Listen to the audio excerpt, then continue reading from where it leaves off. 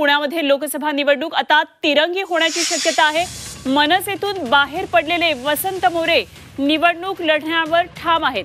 मनसेचा राजीनामा दिल्यानंतर वसंत मोरेंनी विविध पक्षातल्या बड्या नेत्यांची भेट घेतली, मात्र त्यांनी अजून कोणत्याही पक्षामध्ये प्रवेश केलेला नाहीये आणि त्याचबरोबर भाजपने पुण्यामधून माजी महापौर मुरलीधर मोहोळ यांना उमेदवारी दिलेली आहे। तर महाविकास आघाडीकडून रवींद्र धंगेकर यांच्या नावाची जोरदार चर्चा सुरू आहे। तेव्हा वसंत मोरे लढल्यास ही निवडणूक तिरंगी होईल आणि त्यातच मोरेंनी पुणे लोकसभा निवडणूक एकतर्फी होणार नसल्याचं सांगत आता दंड थोपटले।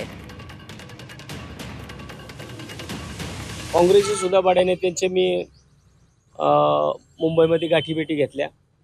प्रत्येकाला मी पुणे शहरामध्ये कशा प्रकारे एक मोठ बांधली जाऊ शकते हे मी प्रत्येकाला सांगण्याचा प्रयत्न केला, परंतु हे सगळं करत असताना मी निवडणूक लढणार या विषयावरती मी स्टिक होतो, मी ठाम होतो आणि आज सुद्धा मी त्याच विषयावरती ठाम आहे।